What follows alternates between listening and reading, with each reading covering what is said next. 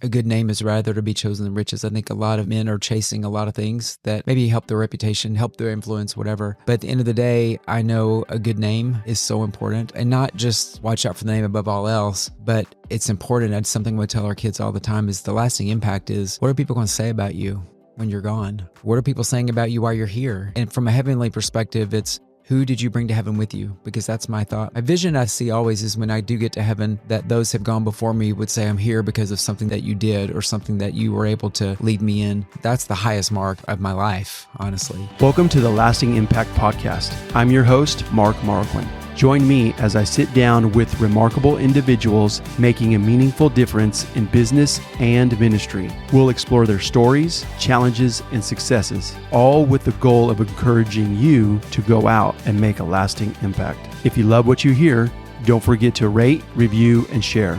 Welcome to Lasting Impact. Johnie Hampton. Good morning. Hey, welcome to the podcast. Absolutely glad to be here. Super glad. Man, honored to have you. We're such good friends, so I'm excited where this conversation could go. Yeah. For those out there who don't know you, tell us a little bit about yourself. Sure. I'm a farm kid from Arkansas who transplanted here to the booming metropolis of Tulsa, Oklahoma. Came from a small town in Arkansas with high hopes and big dreams of wanting to do some big stuff. When you grow up in a rice field, all around you dream a lot about what your life could look like. And it's been a good run being here in Tulsa now over, almost 36 years. Wow. So I'm more Okie than I am Arky at this point. So Yeah. been good though. And so Oral Roberts University brought you here. Yeah. And I was the first in my family to really leave the farming community. I had some naysayers, why are you leaving here? Everything's great here. And I'm like, it's not my calling. And I knew I had a much higher purpose and I knew I wasn't going to find it. Not that farming's not a great field to be in, obviously. But I knew that God had more for me there. And it was just literally packing up my car and leaving and following the Lord, not knowing what the horizon looked like. But I knew it was promising because I knew that God was calling me. Wow. That's awesome. Yeah. And so you're a family man, right? Yeah. Okay. Yeah. So my wife, Crystal, and I have been married for 24 years. We got married in 2000. So it makes it easy to remember what year, what year it is. And then my sons are, Zane is finishing college this year. Did it in 3 years, which is, overachiever. I don't know where he gets that from, but, and then my younger one, Grayson, is finishing senior year in high school this year. Wow. So yeah, it's gone fast. Your sons, they're great, godly young men and just handsome studs, well known in our church and the community and have a great name. So occupation, career-wise, you own Hampton Creative. Right. What is Hampton Creative? So we're a full-service advertising agency. So we're celebrating 22 years this year, which is fantastic. Anytime you're in this business for that amount of time, you've got the scars and the wounds and a few trophies, but a lot of stories of serving a lot of different types of people, a lot of different types of businesses. But it was something that Crystal and I started together because we really knew that, number one, we could give more to our local church if we owned the business as opposed to taking a paycheck, which was pretty amazing. And was that really a thought of yours? Absolutely. Yeah, we knew that. Like I didn't come from a family of entrepreneurs. So it wasn't like I had, this is how our family rolls. We just owned businesses. We own 4 now, which is pretty amazing, and all different kinds, from S corps to nonprofits to partnerships. But that really was never. What was really on our heart more than anything is that we could bless more people and we could be good stewards of employees. So that was, Crystal and I both have more of a pastoral heart for people and helping people in their highs and their lows in life. And as we've had, a lot of people come through the company, it's been really cool to be able to really walk alongside people in their highest highs and lowest lows. And so between that and then being able to serve more and give more at our church, that was important, especially when you're a CEO. You do have a few extra hours here and there that you can give to do some things that are important to you that they're outside of work. And that's been important for both of us. Yeah. So your Hampton Creative, and I follow it well because we're really close friends. Sure. So I should say, I think I kind of hesitated on well. I don't want to say like, but here's what I know is that I've seen your company serve a small nonprofit at a high level. Yeah. Where I know that most would be like, we don't have the budget to just like give away time. Right. And our best resources to this church or this missionary team or something, to SeaWorld, to Quick Trip, to some big time clients. Sure. How did, can you tell me a little bit about like your start with the clients that you had when you first opened your business to, again, I still know that you serve maybe like a smaller company or even a smaller church or whatever, but I know you're serving some big clients right now. Right. Did it escalate over time, or like, did you get started with, boom, I got a big account right off the bat and set us off? You know, one thing we say a lot, and I this has been kind of written into the fiber of my life, is relationships are God's currency. So you can chase the work, or you can run alongside the people. And I feel like that's where we've gotten some of our largest jobs, is we never looked at a job as being too small. We looked at it as, here's an opportunity to be diligent with something, and we never know who's watching.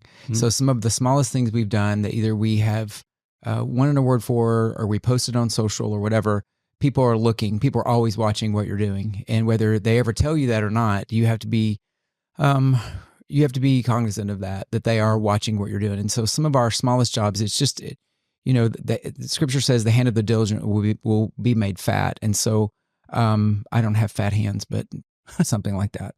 But I do love the fact that when you are diligent in the small things, that God puts you over much. And so that's just been our story for all these years, is we never looked at a project as, oh, that's just a little, especially when it comes to some of our nonprofits and some of our smaller businesses, because I have a real heart for small business. It's a big deal. And running a business that's somewhat small, you really have a heart for the people that run it, because those are people's dreams. The people are putting their personal finances into that. Yeah. They're hoping to build something, not just usually for themselves, but for a generation after. So as an agency, we get to come alongside and say, what can we do to help you get to your goals? How can we help you succeed? How can we help you reach as many people as possible?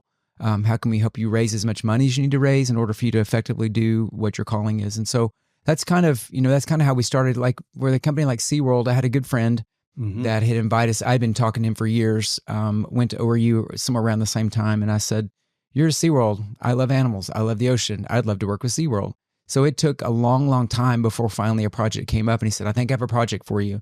And so we were able to execute on that well. And then that turned into 13 years of just doing a lot of great work, from naming coasters to building restaurants to changing out entire facades of the fronts of the parks. So that part has been a really great journey for us. But there's stories in all of those of God's diligence and God's faithfulness to us when it was hard. I mean, some of those days were hard days, trying to cut out a niche for yourself.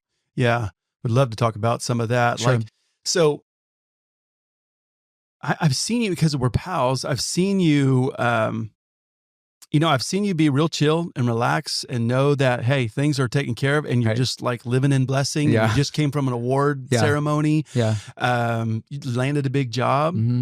But, what's really cool too is I've seen you hustle. Like, hey, I just left from this presentation. Hey, I'm getting ready to go, pray for me. I'm getting ready to go into this meeting. We're really believing to land this account. This account might be leaving us. So we're trusting that if we do, God's going to be, and you haven't dropped, you never drop sales part of it, or relationship part of it. Like you're always I think it's, I don't want to speak for you. I think it's probably in your fabric. It's ingrained in you. You've had so many reps over so many years that I don't think it's like in a vain way of like, oh, I only want this relationship so I can pick up an account. Right. But you're also not dumb where like, hey, this is a lifestyle that I have, and someone, like you said, is watching. And next thing you know, your phone's ringing. So where are you finding this balance, or the right way of, like you had just said, man, some of those days are hard, of the right type of grind, or like, we are going to have to grind team, my best designers, my best, customer service people, me, my wife, we're all hands on deck to make sure, make payroll, now beyond payroll, we're making bonuses to, like, yes, we have to do that. But at the same time, I'm at ease. I'm doing my best to live in peace, because I know God has this taken care of. I have a life verse that I'm going to say this a lot when we're talking, is that, you can have your own ideas, but I try to find in God's word my true north in whatever I'm going through. And Proverbs 3, 5, and 6 has been the scripture of my life, to trust in the Lord with all of your heart, and don't lean on your own understanding. In all your ways acknowledge him, and he'll direct your paths. I think so many times we're led to lean on our own understanding. And in the difficult times, it's easy just to go back to what you know. when oftentimes it's not found in what you know, it's found in the one who knows everything.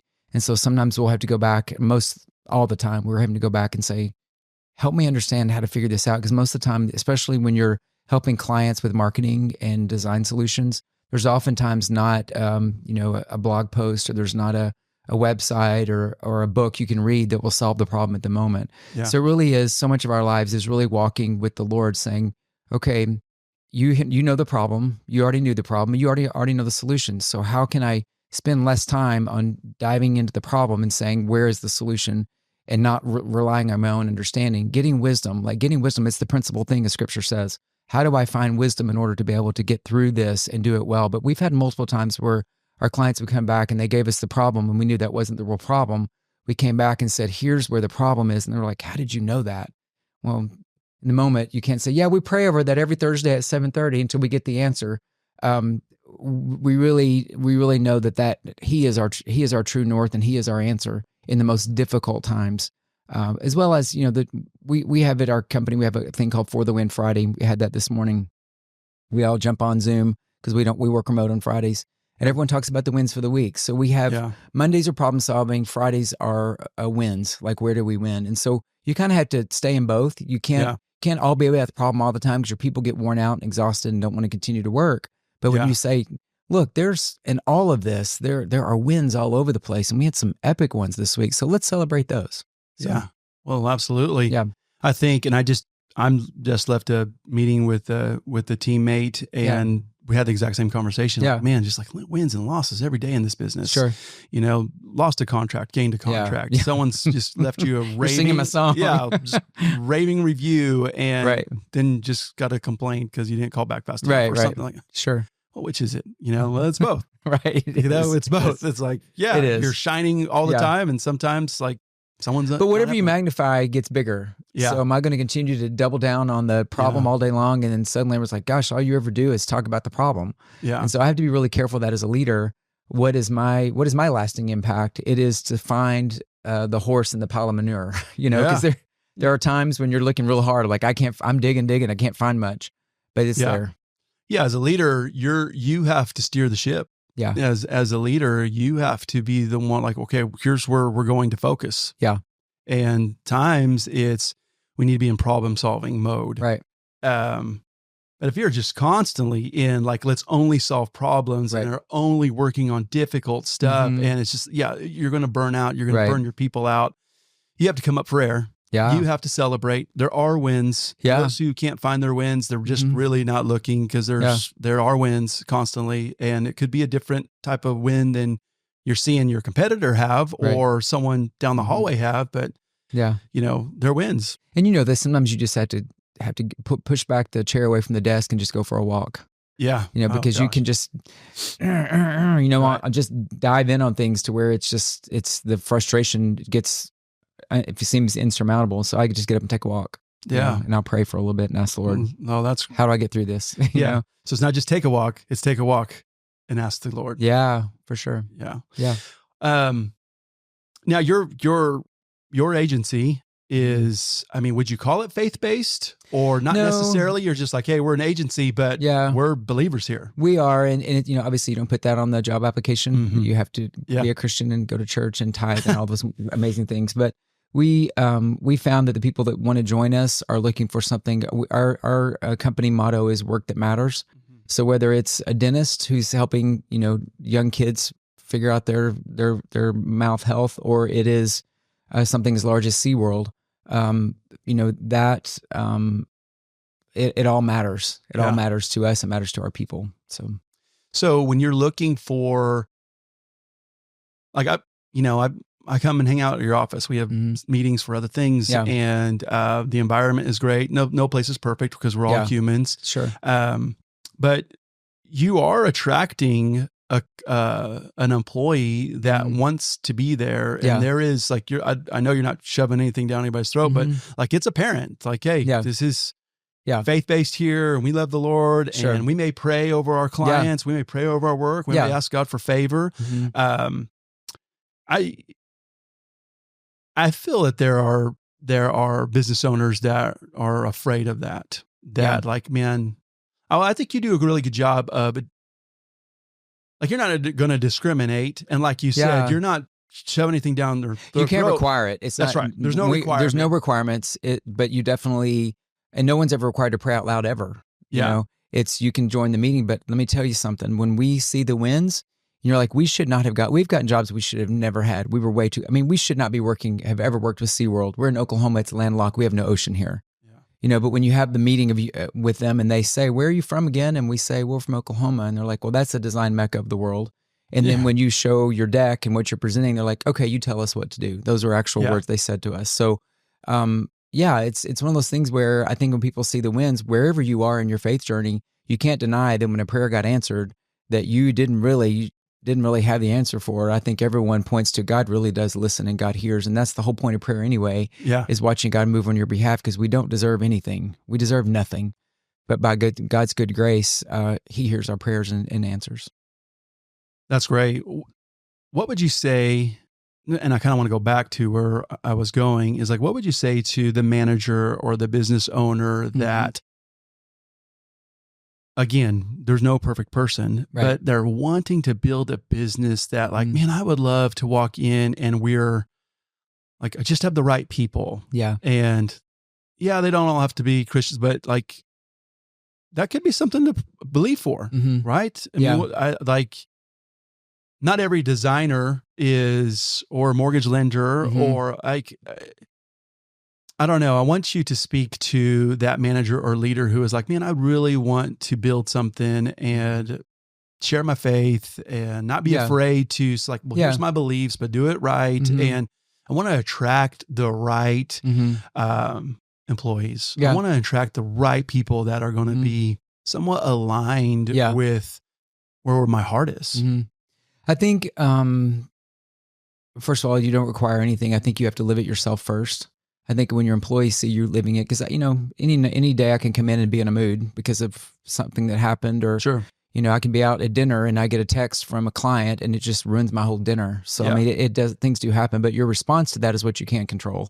And I think with all of our employees, I think they're watching to see not necessarily the highs and the lows, but what's the middle. The middle is we always come back to our faith. We come back to that God is bigger than we are. God's ways are higher than our ways. And, you know, I don't get every job. I know you're probably the same with you. You don't get every contract. And I lose a lot, and I lose a lot for different reasons. But we also pray and say, Lord, if this is what you want, you know, your will be done, not ours. We would love to have this account. I would love to work for this whatever this company is. I don't always get it, you know, but also sometimes I find out later why. And I'm like, man, thank God we prayed, because if we'd gotten in that would have been a mess. Our employees are watching that. They're watching that and seeing that. But for someone who's starting a business, I say you have to operate with integrity. Obviously, that's the place you always start. You know, you don't necessarily have to quote scripture, but there are principles all throughout the Bible. Maxwell does a really good job in some of his more not necessarily Christian type leadership books, where he doesn't necessarily always talk about a specific scripture, but he'll be talking about the foundation of that and the idea of it. So if someone says, gosh, that's an old ancient proverb, I'm like, actually it came from Proverbs, the oldest proverb. But being able to base what you're doing in your business on integrity, on principles, I think you have to operate that way, and then just be consistent. I mean, that's the thing, the diligence and the consistent. You can't come into work one day and be, you know, all Jesus, and the next day be all living for the devil and saying things and hurting people and not delivering on your promises to your people. All those things are really important, because at the end of the day, I think Crystal and I both talked about, we have an opportunity to obviously serve a lot of clients, but at the end of the day, the people that are closest to you are the ones who really get to see what you're really like. And so for all of us, we want to say, even in my worst day, and I do something I shouldn't, or I mess up, I apologize. I'm sorry, I missed it here. I should have taken care of that, or I didn't. Here were some reasons why I didn't, but regardless, I'm sorry. And so that's really important, that you live your integrity, you live your scriptural principles before. And it's like honey. It draws people to you who say, that's the kind of business I want to be in. You know, I want to work for that guy, because I know at the end of the day, we may disagree, but it's okay to disagree on certain things, and it's going to be fine. And you're not going to hate me because we disagree. Yeah. So we go through that. We go through that quite a bit. Yeah. If you want to attract high level, high integrity employees, it has to start with you. Absolutely. And you have to be that person. You have to be the person that's level-headed on a daily basis, not mistake-free, but that's not high highs and low lows, Right. and your employees don't know who you're getting that day. Right. You know, or there's this trigger. Yeah. That triggers them every single time. Yeah, we know those triggers. And so like, if you want that, then you have to be that. Right. Yeah. Well, I want to go into a little bit of where you're a great businessman. We know that you've included God in your business, and you're a high level leader at a mega church here in Tulsa, Oklahoma. That Church on the Move, that's where we go to church here in Tulsa. You're a high level leader there. And what I mean by that is you're helping launch something. Mm-hmm. You're helping another project get off the ground. Mm-hmm. You're constantly probably consulting and helping and connecting or leading. And it's usually on the high level, which is more of, not necessarily passing the offering bucket, which is, I've done that for years. So that's not the wrong, but like, bringing in a great business mind to link up with the ministry or a great leader. I think if most would look at your business and look at your schedule and look at your responsibilities, their first question is going to be, where's the margin? How in the world do you put some of this stuff on your calendar? Because the majority of the time that you're linked up with the school or the church or maybe the school, but volunteering at our church, it's not usually a quick meeting before service starts. Right. It is like outside of those hours during probably your business hours or evenings. What do you say to that person that's looking at your calendar? Like, how is this even possible for you? Yeah. Well, probably like you, Mark, I have to look at my priorities. If God is my priority, we can abuse that too, where it's just like everything's for God. So, step on your family, step on your business, step on your schedule, because God's calling me to do this. There are moments for that, but you also have agreement with those around you. But I know that that's always my true north, is to ask the Lord, do you want me to do this? Is this going to be something that is good for you, good for the kingdom, good for my business, good for my family? And if it negates one of those, then I have to take it back to the drawing board and say, maybe that's not for right now. Maybe that could be later. And I'm an older dad, so part of that is a little sometimes frustrating because there are lots of things I want to do, but I'm in a phase where I still have kids in my house. So how do I prioritize them and all that? Because I don't miss anything. I don't miss their practices. I don't miss anything that I can be at or should be at. Yeah. We make sure we're at it. And that's a priority, but it goes back to that about how do we make sure we have priorities. And I don't have a lot of margin. I also don't have a lot of hobbies outside of the things I'm really passionate about. So between work, serving our people, Crystal and I love to travel quite a bit. So we try to make time for that and for each other. It's been difficult, but we're doing our best on that, especially with kids about to leave the house. So you're working on all the moments of that. But we also I personally look at, I know that when I feel like when I get to heaven, that the Lord will ask me, what did I do with the things I gave you? And so he gives you your wife, first of all, he gives you your children, and then your business is somewhere down the line. So, you have to keep that as a priority at all times. And it's that checklist I go through all the time. And, there's also some things you just want to do because it's fun, on a Thursday, you drive by my house all the time. I want to dig in the dirt. I love landscaping. I love I sense God's presence when I watch things grow.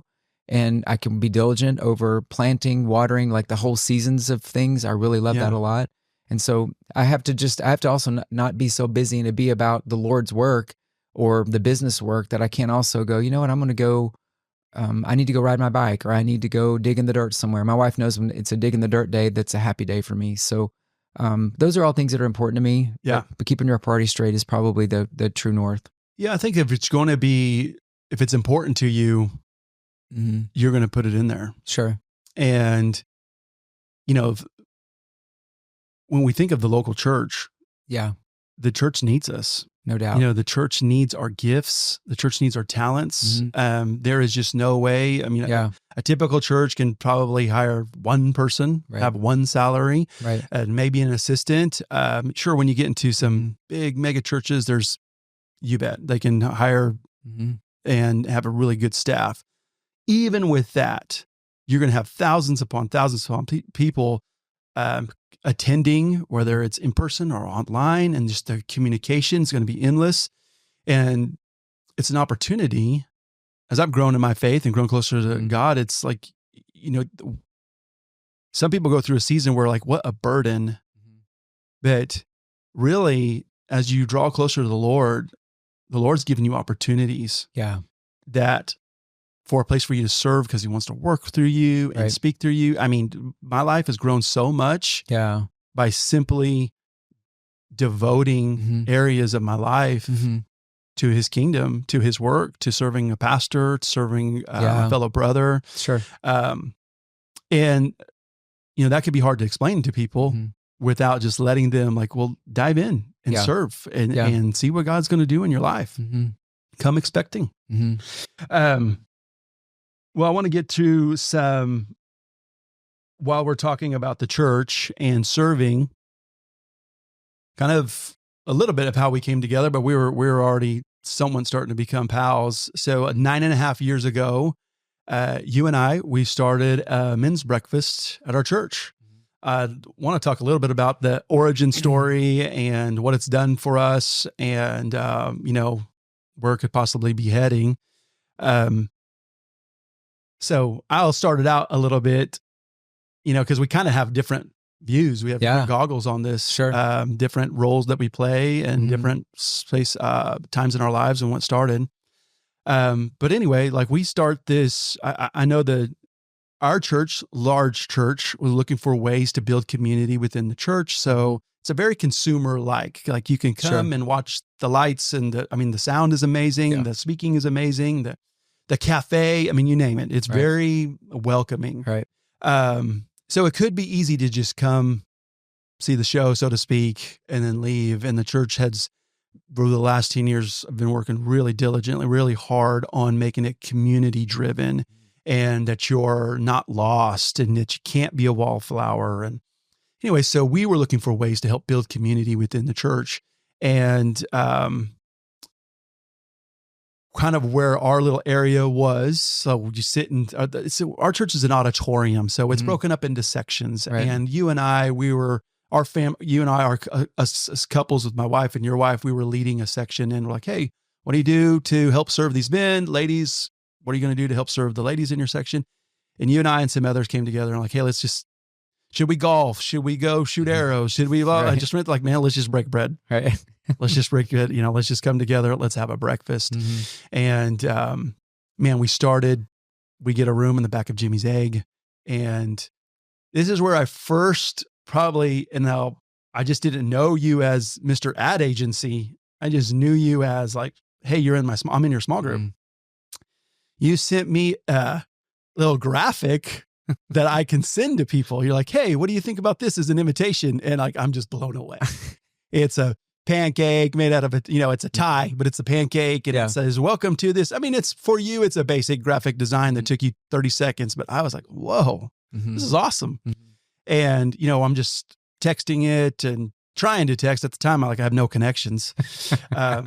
Anyway, we work really hard. Yeah. And we get 15 guys to come to a breakfast. And, man, 9.5 years later, we average 430 to 450 that come to our monthly breakfast. So this probably deserves its own separate podcast, but man, was just serving in this, like, what has this done for you? Or do you have something to say about the origin part of it or anything? Where should we begin on this? Yeah. Beyond the trophies that I think that I have, with your family, which are the biggest ones, you've got work ones. I look at that. What are we doing for the kingdom, and what are we doing for drawing the hearts of men to Him? And I feel like that's what we sat in that service. We both sat in together when our pastor said, "Whose responsibility is the empty seat?" And at the moment, I was like, I raised my hand on that, like you and I both did, and said, well, "There's something we could do." That's where the breakfast came from. But 9.5 years later, we see a sea of people in a room, and I had this incredible sense of responsibility to offer something to them that they couldn't have gotten any other place. And I think it's been the joy of that, and also knowing that my life is not my own, and we're here not because I think we get to heaven, we'll be judged by how big of a business we built, or what book we wrote, or even how great our podcast was. I think it has a lot to do with, what did you do with the relationships I had around you? What did you do with your gifts? I mean, scripture is really clear to say your gift makes way for you and brings you before great men. And I realized that our gift, this ability to do events and this ability to have connection, the same as you have, incredible gift of connection. How can I bring people to the well? I mean, I'm not necessarily the one that speaks a lot at that event. I'm not the speaker, but I can definitely say to men, we're all going to the well together. Come go with me. I know we can get living water. I feel like that's every month when we do that breakfast. That's what we're saying is, how many people can we call alongside us? And as leaders, we're calling up other leaders who say, I see the same thing. Let's go together. So it's been this unbelievable thing that people often say, gosh, I love what you've done. I'm like, I've done nothing. I've done nothing but take a few steps every month and say, hey, I think there's something here. And just we've watched God bless that, not just in our state, but in other states. Oh yeah. And that's the sign of God's hand of blessing on something, is it grows exponentially. Yeah. And we've seen such great growth, 15, 20% every year of attendance continuing to grow. And so I'm really grateful for that. If there were a trophy in my life that I would say that something I'm really grateful for, that's a huge one. Yeah. That's a breakfast, and someone like you who has a lot of trophies, you have a lot of accolades. We didn't touch on this, but you just this year received Alumni of the Year for Oral Roberts University. And you were gracious enough to invite me to that ceremony, and it was incredible. And to know that, and I know this of you because we spent a lot of time together, of how important this breakfast, this ministry is to you, and how much you devote to it and serve to it. It's such a great description of the simplicity of the gospel of God, of very simple steps. Yeah. Like a men's breakfast is not revolutionary. Right. It is not like, whoa. Yeah. What a simple step for, especially someone like me, who got a role of okay, let me set up the tables and the chairs, and I'll help cater. Like, where can I help you? Right. And to know that was going to lead to seeing growth of men serving in our team is like 60 men deep to pull this thing off. Sure. And we're talking some high caliber dudes that want to stop what they're doing and be included and involved, and I'll serve potatoes. I'll, let me help you with merch. And so just to describe this breakfast that we have on a monthly basis, it's morphed into it's a ministry. We have a newsletter. We have a podcast. You can catch it on YouTube. We have merch. It's really a nonprofit, really. And so the design is, you come in and you're going to have a great breakfast and you're going to hear a speaker. Pretty simple and pretty basic. You sit at tables, at round tables, and it's become a great representative of community. Like, we're to be in community. So we noticed that our breakfast isn't these big rows, right, and everybody just watching a stage. Right. We're in circles together. Sure. And we sit at tables together. Yeah. And it's such a design. It's God showing us the design of this is helping build community. This is more than come here, get some nuggets, and then walk away. This is becoming a great just platform and format for a men's ministry to start, and for communities to be formed. Yeah. And for, it's brotherhood. The brotherhood breakfast is our breakfast, and it is becoming brotherhood. When I think of the times I've made the worst decisions in my life, hurting my marriage, hurting my kids, and I had no community. I was accountable to nobody. I had nobody checking in on me. I certainly wasn't checking in on anybody. I was hidden. I could get away with anything, I thought. And we are making opportunity through God's grace and power, and we are creating opportunities to build community for men to like, hey, no matter what, you could come to this. Yeah. You know, even if it's for 45 minutes. Sure. We're not asking you to like join a small group tomorrow. Yeah. You know, Yeah. take on this new Bible study. Hey, very simple invitation. You should come to this. Yeah. And you know, the heart behind that has always been in building trust, because I knew when our church started small groups, I knew that it would be difficult for men to jump into someone's home and tell their deepest, darkest secret. Right. Be vulnerable. Be vulnerable. You don't go straight from like, for sure. Overnight, I'm vulnerable. Right. But yeah, go ahead. But the cool thing was that we knew that if we could build trust with them, and that's been built over a long period of time. Yeah. I think when the story was always, what's the end game of this? Like, so it's just, all it is breakfast and eggs in an hour. Is that what it is? And a speaker? Right. Is that what this is about? Yes. But I knew that by God's divine order, he's a relationship father. Like, he wants a relationship with you. And we wanted these men to have a relationship, not just with him, obviously first, but also with the men in the circle. I think about the men that come sit at my table. I think about the conversation I had with one of them yesterday. It was a major life move, and he called to tell me and break it down for me. But he wouldn't have had anyone to tell that to, that would know to pray for him. But I know the stories of all the men in my circles, you know, and so there's constant check-ins there. So it's an amazing thing, a really amazing thing. But I knew we had to build trust if we were going to see real life change in people's hearts. So I think, you know, in the last couple of summers we've had, this is now summer 3 and fall 3, where we've done specific groups just for our men. Similar situation, we're sitting around a table discussing whatever the book is that we're reading. But to watch those numbers soar from what would have been fledgling if we hadn't have done the breakfast and Mountain Men and all the other things, but to watch men feel like they have a community and they want to gather and they want to learn. And so I think the last 3 summers, it's been overwhelming, or falls, it's been overwhelming to watch God move in the hearts of men and watch them take new ground in their walk with the Lord. And it's not just that, it's also how they're treating their family, how they're treating their employees. There's bits and pieces of all that. Because when God's kingdom comes into your heart, he fills all the empty spaces that you give him. And you have to give him the spaces, but when you give him all the spaces, you watch him move in all those areas. And it's not just, your life just gets better. I mean, following the Lord is not a life enrichment program. It really is light. I mean, from darkness into light. And that's what we're watching these men come, from darkness into light. It doesn't mean that we still don't go through difficult times. Right. It doesn't mean that we have guys that fall off the wagon.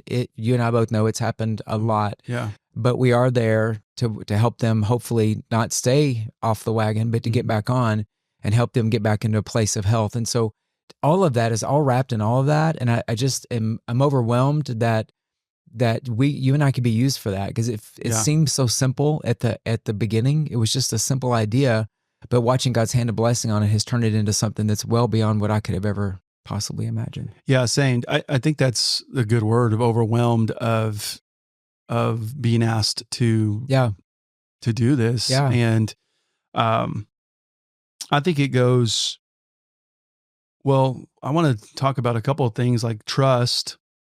And so just a touch point on some of the stuff you're talking about is, so not that our church couldn't do this, as they probably already would have, we see great success in our church asking for men to join like a mid-sized group or a small group to take a next step in their walk with God. Right. Over just coming to a Sunday service, or now just the breakfast. Yeah. Building that audience over time, gaining their trust. This is a safe place. Right. Has made it it's made it easier for a pastor to come in and say, hey, now we're asking you to do this. Yeah. You've done this for the last 3 years. Yeah. For a season, for 2.5 months worth, we're going to go through this book together. And we're asking you to join a group of 8 guys to read it together. Yeah. That ask becomes a lot simpler, right, when you've been very diligent and faithful on building trust and like, okay, this is a safe place. These guys are cool. Yeah. You know?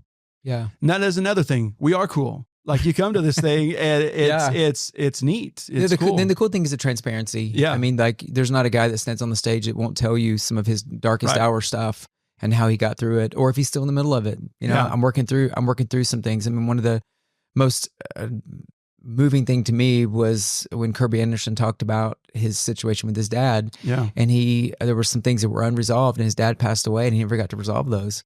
So the Lord reminded him to go to his dad's grave and to leave the forgiveness there at the grave. I'm like that. Yeah. Well, there wasn't a dry eye in the house that day, No. but those kind of concepts are so out of the box thinking. And the Lord is exposing those to our men so that they can really be freed to be who they really are. Because you can sure get hung up at some things that you really either didn't happen to you. I mean, you didn't cause to happen to yourself, and some things are very self-inflicted. Yeah. Other things, not so much. And so that's to me the joy. And I never thought it would go that deep.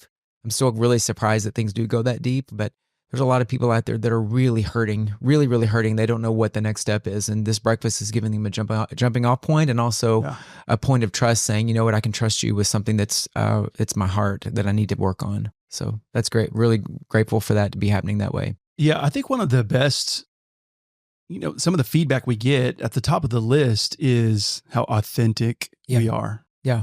How authentic we are. Yeah. And not necessarily the word raw, because that could be like, okay, that was a little too authentic for us, but just like genuine. And here's what I mean is when we have a speaker come and we have a lot of speakers that can speak on anything, business growth, church growth, or personal, like we have some champions that take our stage. Man, our ask of them is, hey, we need you to be vulnerable. Yeah. So these guys can learn how to be vulnerable. Right. Like speak to these guys about something that you're not like, this isn't a TED Talk. Right. This isn't a TED Talk. Like, we want this to be authentic. Like if this could be in the living room, it would be. Yeah. But 450 people are hard to fit in your living room. So this is our atmosphere, but we do a really good job of creating an atmosphere of like, man, this was pretty intimate and very authentic, and it's impactful. Right. And it does so much. Like it allows for someone to invite.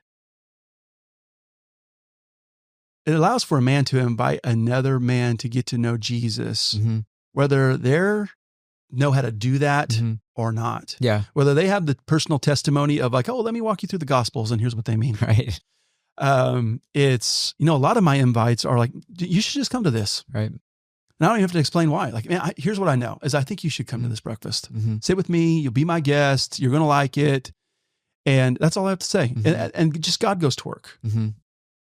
He'll let him show up. Yeah. He'll let him show up, and he has something for him there. We can't control that. One of the things that you and I talk a lot about is like, we can't control once we start. Right. Like, here we go. Here comes the bumper countdown, and we're about to start. Like, we've done everything we could possibly do at that point. Right.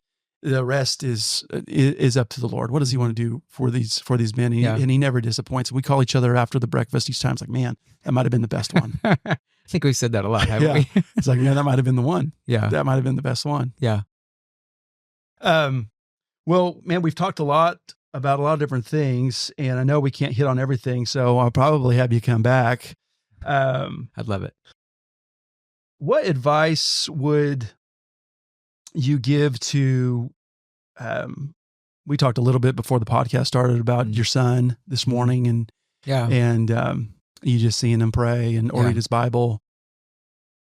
What advice would you give to the father out there that, maybe has a son finishing up high school or in the middle of college or just in general? I mean, you're a seasoned father now. What advice could you give to dads out there listening? Man, I had when my oldest turned 13, I had a good friend that he said, "How old's your son?" I said, 13. He grabbed me by the collar, kindly pulled me close to him, and he said, "Pull him close." And so I realized that, especially when our kids start driving, we get less and less time with them. Like the clock starts really going really toward the low end of time you're going to get with them because they're going to be away from you more than they're going to be with you. And so obviously a lot of prayer. I mean, me and my wife pray a lot, not always together, not always like at a certain time every time, but there's a lot of prayer that goes on for our boys, but also realize that they're watching a lot more what you do and a lot less about what you say. So I can say, Scripture says this, and I can throw the Bible at them all day long, but we've got to be watching what they're doing. We've got to watch who their friends are. I'm going to tell you the friend thing is the most important thing of all. Who your kid's hanging out with, you need to know everything about them because that can sure my sons have really, really great friends, and we know them well. But you got to watch, you got to know where they are. You've got to have your Life 360 on, and it doesn't mean you become a helicopter parent. It just means you have to pay attention. Yeah. If you're saying you're going to the movie theater with these 3 people, we've learned you show up in the movie theater every once in a while and you just see who they're there with. And that's just healthy accountability. Yeah. And I tell my kids all the time, you're going to have that the rest of your life. You're going to get married. And when you do, your wife's going to want to know where you are, Yeah. So those kinds of things are really important. But beyond all that is to have a real Jesus relationship in front of your boys. So they see you pray. They see you, you're the one who first leads. We were picking up my sons from camp the other day, and we're in a big circle with all the parents and the kids, and they're like, hey, was there some dad that liked to pray? Well, be the first dad to raise your hand and say, I'll pray, and so your kids are like, that's my dad. My dad's not afraid to love Jesus in front of other people. Yeah. Or be at a restaurant and pay for someone's bill and leave a note and says, don't leave your name on it. Just say, Jesus saw you today and loves you, and leave a scripture. I've done that more times than I can even tell you. My kids are like, wow. Or my kids sometimes, here's how they see. My son calls me when he's away from town and said, hey, I want to get the meal for my guys in this group because I really think it would mean a lot to them. Go for it. Do it. So your kids are watching way more what you're doing than what you're saying. And I think that's something, and that's good and bad. There's some things they pick up. It's like, oh, you got that from me. That's not good. Yeah. You just made me nervous. Yeah. Yeah. So those are things that are really important as a dad, but you've got to check in. My gosh, you got to check in. You got to know what your kids are into. Yeah. You got to know what's on that phone. Yeah. You really got to know what's on that phone because it tells the whole story of what they're struggling with. And then just to be aware what's going on, and man, that's so good. I think just through that right there, you talked to us about showing your kids generosity, you know, like, hey, we're generous people. Yeah. And of course we'll teach them through tithe and offering, but just like everyday generosity, this is who we are. Right. And courage. Yeah. I'm leading teenagers right now. We just went through this with this group, and you're leading these soon to be sophomores, and you're asking them, okay, what did we learn in this devotion? Like, no one speaks up. Oh yeah, no. And, they don't, and my son did one time. Uh-huh.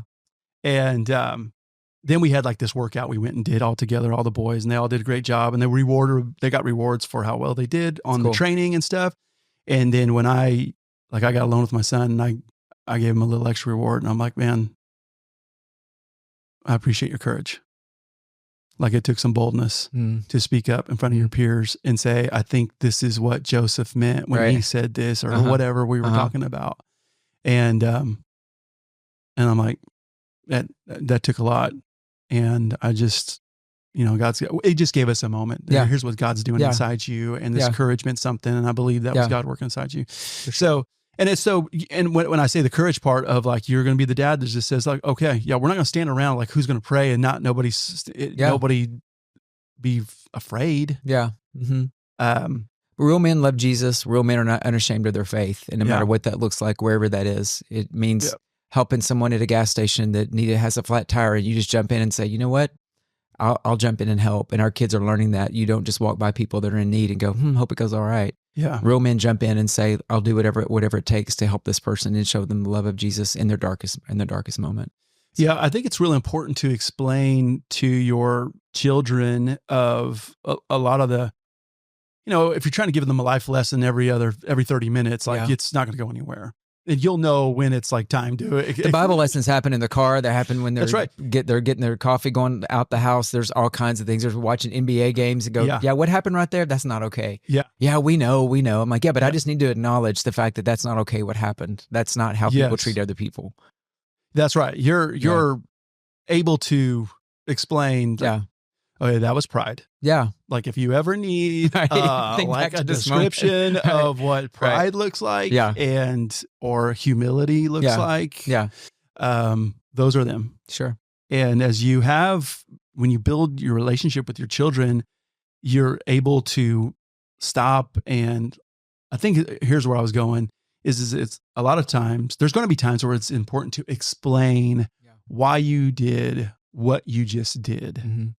And whether it's generosity or discipline or correction, or whatever it is, like those are some great moments for them to like, hey, this is why we just did this. Like, this is why our family does this. Yeah. And more importantly, of like, here's why I'm going to look through your phone. What, like, I don't have the time. This is annoying. Like, these conversations are dumb. This is more painful for me than it is for you. But I'm called to train. You know, I'm called to train. I'm called to show you what honor means. Right. And there's times that I miss it, but no matter what, I miss it.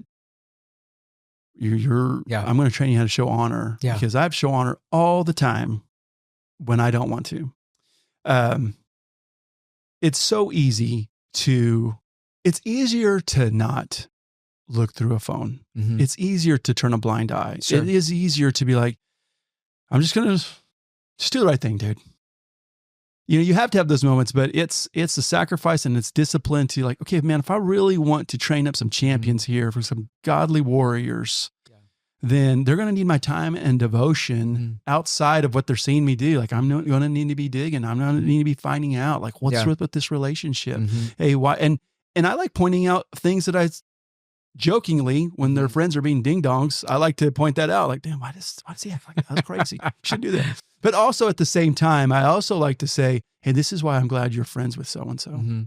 Man, that guy is really bright. That dude is showing some really, he's showing some signs of greatness. Right. And, make sure you treat him good. Or when your son's being just, hard on his pals, that you can step in like, hey, you got some really good dudes here. And don't take that for granted. So you give I guess it's all leading to, you have opportunities to speak into their lives. Of course, like you had said, what they see in us, we're their number one influence. Yeah. Because of proximity. Sure. And what God's design, we're their number one influence, whether they like it or not, right? Whether we like it or not. Right. And what are we going to do with that? Well, man, to wrap it up, the podcast is Lasting Impact, and that's you, Johnie. We didn't get into everything we could have, but man, you make a lasting impact. Well, you've made it in my life and my family's life, and then so many others. What would you say lasting impact means to you? Man, it's being aware of what people are saying about you. We've talked about this before about, a good name is rather to be chosen than riches. I think a lot of men are chasing a lot of things that are maybe help their reputation, help them, help their influence, whatever. But at the end of the day, I know a good name is so important. I know that, and not just, to watch out for the name above all else, but it's important. That's something we tell our kids all the time is the lasting impact is, what are people going to say about you when you're gone? What are people saying about you while you're here? Your reputation is so important, but the lasting impact is really, and from a heavenly perspective, it's who did you bring to heaven with you? Because that's my thought. My vision I see always is when I do get to heaven, that those have gone before me would say, I'm here because of something that you did or something that you were able to lead me in. That's the highest mark of my life, honestly. Yeah. Above all else, above everything else I've ever done. Is that no matter whether it's a great design, whether it's speaking somewhere, whether it's helping a neighbor out with their trash cans, where am I showing Jesus physically to people with whatever God's put in front of me to do, whether it's my business, whether it's my family, whether it's my wife, how are they seeing Jesus in me every day? And some days I don't show Jesus very well at all. And I know that really clearly. But when I do listen and I listen to his voice and I hear him say, do this, do that, and watch the impact, because it's a ripple. It's a ripple that will affect not just you, but the people that are watching. Like I said earlier, people are always watching, whether you know it or not. Someone's watching you, whether it's your own house, which watches you the closest, or the people in business, or whoever you're on social. We can paint a beautiful picture on social and live a really crappy life. Yeah. But really be who you are and watch God move on your behalf and watch him open doors for you that there's no other way you could have those doors opened. But because you invited him in and you watched as he moved on your behalf, as you were kind, as you were, you had integrity in what you did with your work, and as you invited him into those conversations that are most critical in your life. Man, that's awesome. Well, dude, I'm glad you came on. No, thank you. And we'll do it again. Yeah. Man, this has been Johnie Hampton, and he makes a lasting impact. Thank you. If you liked today's conversation and want to hear more, hit that subscribe button. Don't forget to leave a review and share your thoughts. Your feedback keeps the impact going.